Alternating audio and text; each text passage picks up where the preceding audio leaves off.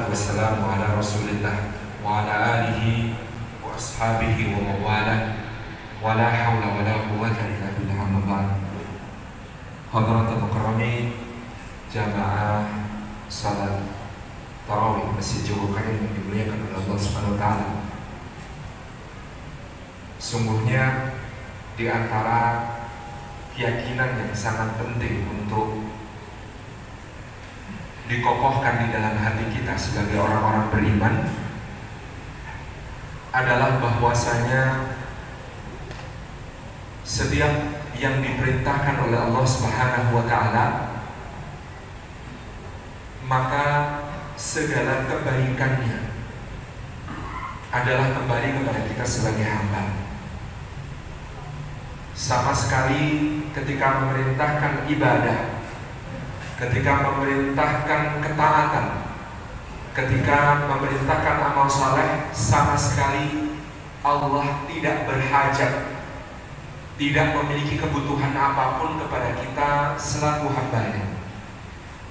Karena keagungan, kemuliaan yang ada di sisi Allah Subhanahu wa taala baginya telah sempurna, tidak dapat ditambah ataupun dikurangi, dan tidak ada yang bisa menambah ataupun mengurangi. Karena sesuatu dalam keagungan, kemuliaan, keluhuran, ketinggiannya sempurna.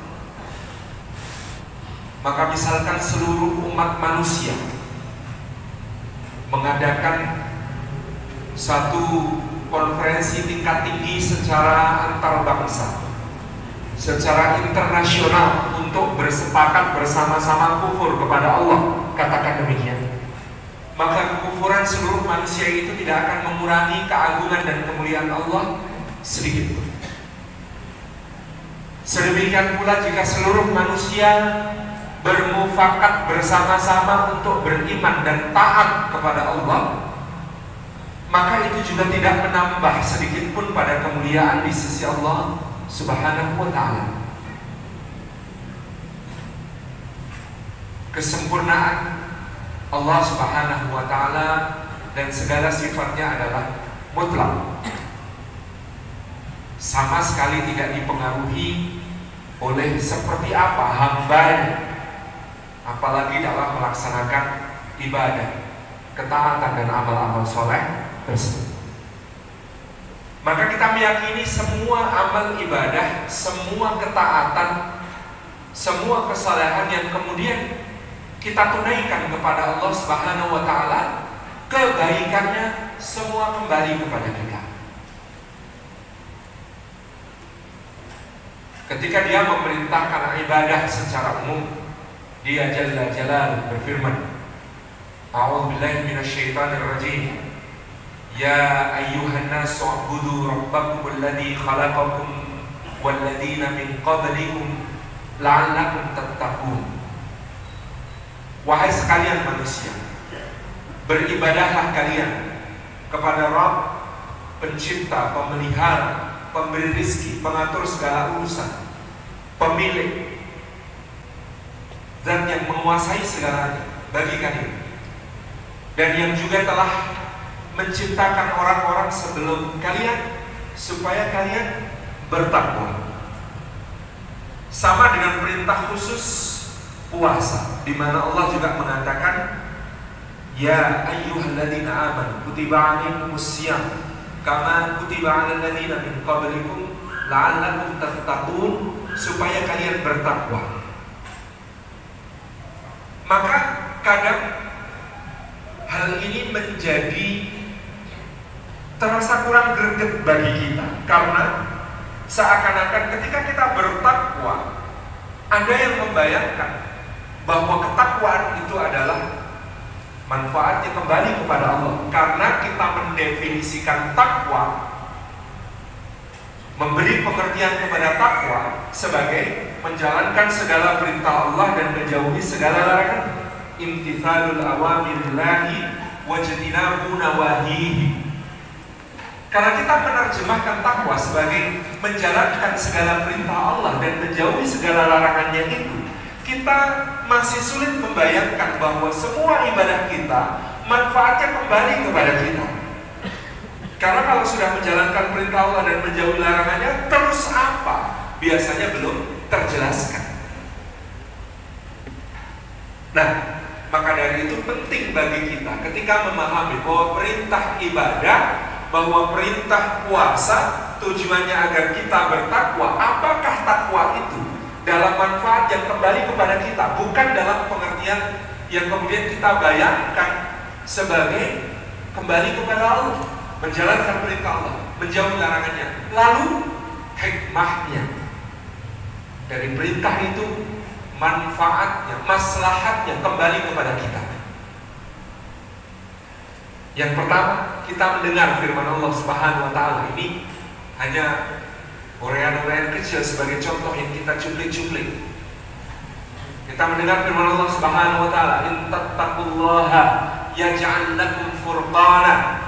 Kalau kalian bertakwa kepada Allah, maka Allah akan menjadikan bagi kalian furqan, kepekaan di dalam hati untuk membedakan yang hak dengan yang batil, yang benar dengan yang salah, yang baik dengan yang buruk, yang halal dengan yang haram, yang terpuji dengan yang tercela.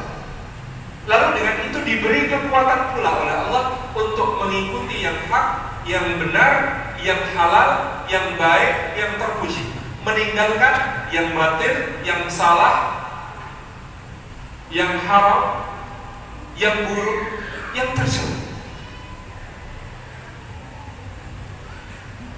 Dengan demikian, dengan berjuang bertakwa, Allah mengaruniakan kepada kita jalan yang benar, mengaruniakan kepada kita kehormatan, keterjagaan dari segala bahaya maupun kehinaan.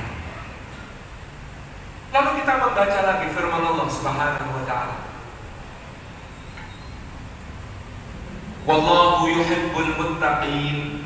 Dan Allah mencintai orang-orang yang bertakwa. Maka ketika Allah memerintahkan ibadah, memerintahkan puasa, supaya kalian bertakwa, artinya supaya Allah mencintai kalian, supaya kalian dicintai oleh Allah Subhanahu wa taala. Kalau sudah dicintai oleh Allah, maka segala kebaikan ada di sana, dalam cinta Allah tersebut. Lalu kita membaca firman Allah yang lain, "Wa may yattaqillaha yaj'al lahu makhraja wa yarzuqhu min haitsu la yahtasib." Di dalam Surah At-Talaq ayat yang kedua dan 3. "Dan barang siapa bertakwa kepada Allah, maka dijadikan baginya jalan keluar dari kesulitannya dan diberi rizki dari arah yang tidak disangka-sangka." Maka ketika Allah memerintahkan ibadah, memerintahkan puasa, la'allakum tattaqun, supaya kalian bertakwa, artinya adalah supaya bagi setiap kesulitan kalian dijadikan jalan keluar dan kalian diberi rezeki dari arah yang tidak disangka-sangka. Supaya setiap kali kalian dalam persoalan, dalam masalah, maka dijadikan bagi kalian jalan keluar dari masalah itu dan diberi rezeki kalian dari arah yang tidak disangka-sangka.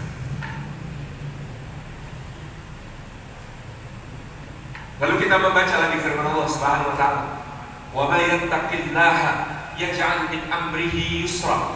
Maka barang siapa bertakwa kepada Allah, dijadikan mudah bagi segala urusannya.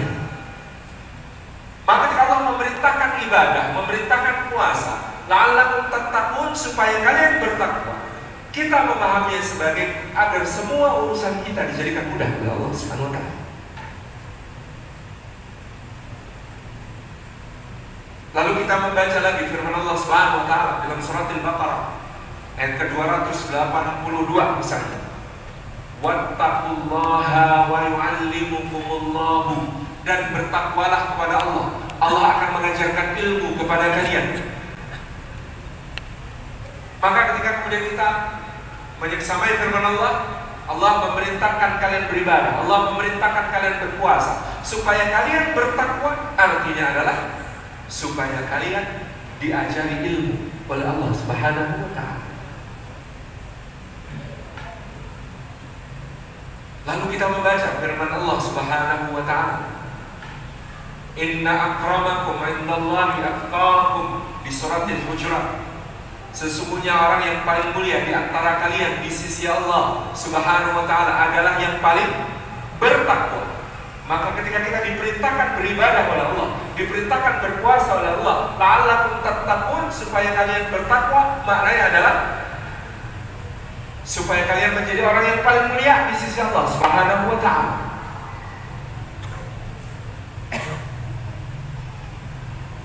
Lalu kita membaca firman Allah Subhanahu wa ta'ala, Ala inna awliya Allahi la khawfun alaihim wa la hum yahzanun alladzina amanu wa hum yattaqun. Ingat-ingatlah bahwa para wali-wali Allah itu, kekasih-kekasih Allah itu, tidak ada kekhawatiran atas mereka dan tidak pula mereka bersedih hati. Mereka itu adalah orang-orang yang beriman dan mereka bertakwa kepada Allah. Sehingga ketika kita membaca firman Allah, Allah memerintahkan kita beribadah, Allah memerintahkan kita berpuasa, la'allakum tattaqun, supaya kita bertakwa, maknanya supaya kemudian kita menjadi kekasih Allah yang tidak mengkhawatirkan berlebihan apa yang ada di masa depan, dan yang tidak mensedihi, berduka berlebihan tentang apa yang sudah terjadi. Dan semua itu adalah kebaikan di sisi Allah Subhanahu wa ta'ala. Ini di antara pengokohan pemahaman kita bahwa ketika kita diperintahkan beribadah,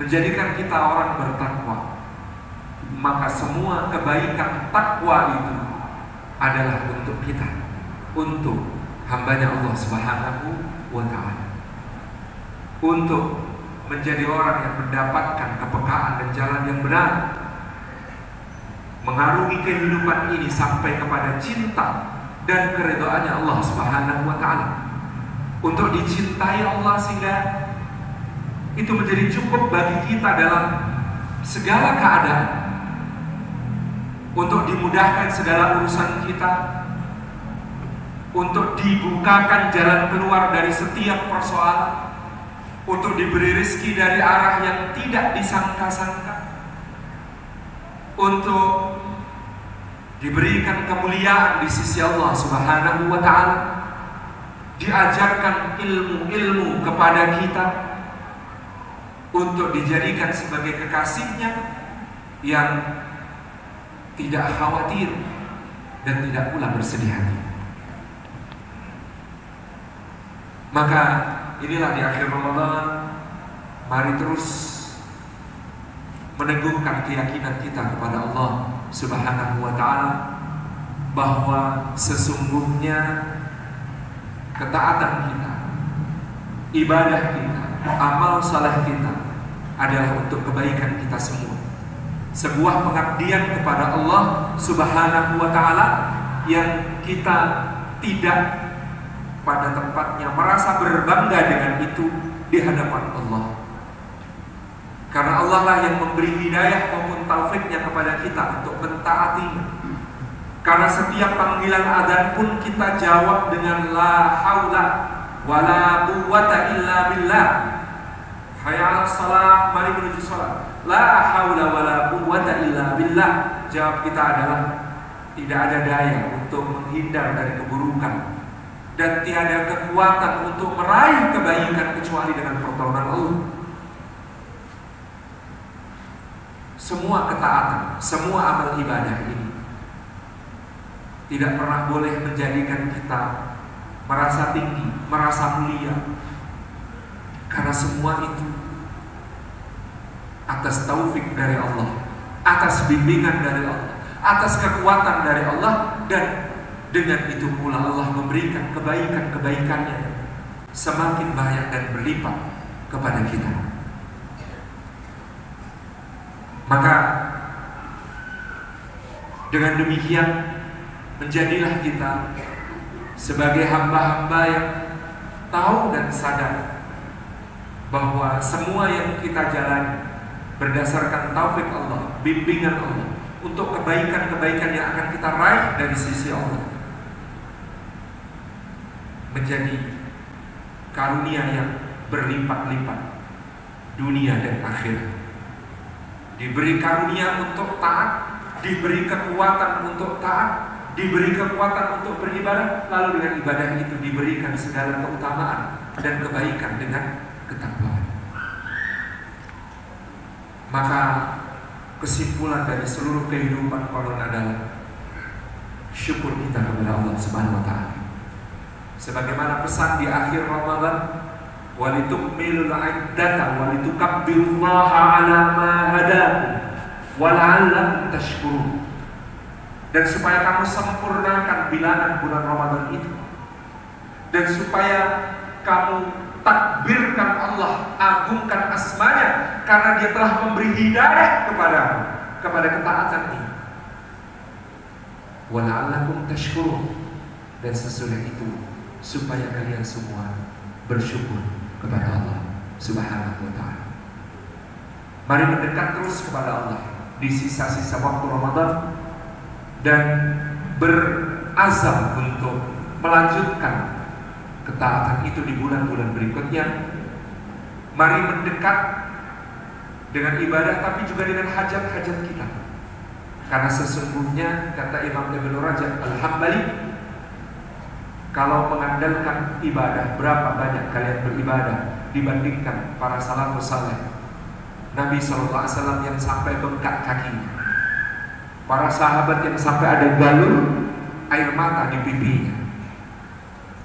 Tetapi mendekatlah dengan hajat, karena Allah cinta pada orang yang selalu merasa berhajat kepadanya.